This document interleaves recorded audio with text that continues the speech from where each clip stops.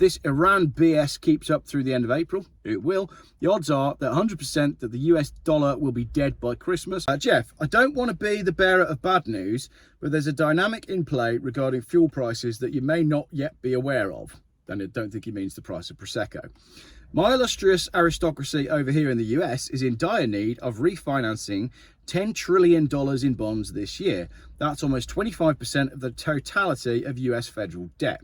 As you have obviously noticed, nobody really likes us or our government right now, and these F-wits are certainly going to make it worse before they can be dealt with. Asia is already swapping our dollar-denominated debt for RMB to the tune of several hundreds of millions a month. These are dollars that fewer and fewer countries want to hold, knowing that we're going to have to print mountains of fiat to cover all the effery and maleficence on the national credit card. Dollars are being sold for almost anything else that isn't connected to the US government. This leads us to a situation which should develop over the next several months, wherein there are fewer buyers of US debt.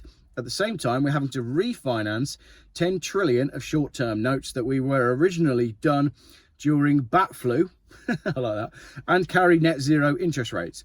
Rates as of this week are in the high 4%, nearly 5% depending on the duration, and can only go up from here even in the face of the rigged markets and obfuscations. When we refinance, we're going to get totally effed on the rates by the primary dealers until the Fed just directly monetizes the government spending without even the pretense of a formal bond offering, in order to avoid the embarrassment of a failed bond auction, which we've almost had happen a few times now. Here's the problem.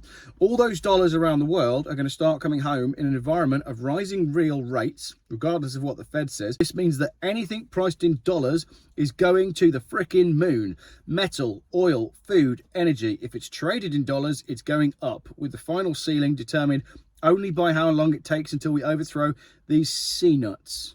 If this Iran BS keeps up through the end of April, it will, the odds are that 100% that the US dollar will be dead by Christmas. When the rates start going vertical and then the screen goes blank and some soup comes out saying everything's fine, it's not. That's when it happened. Always watch the flow of money's undercurrents, or you'll get surprised when it goes tits up.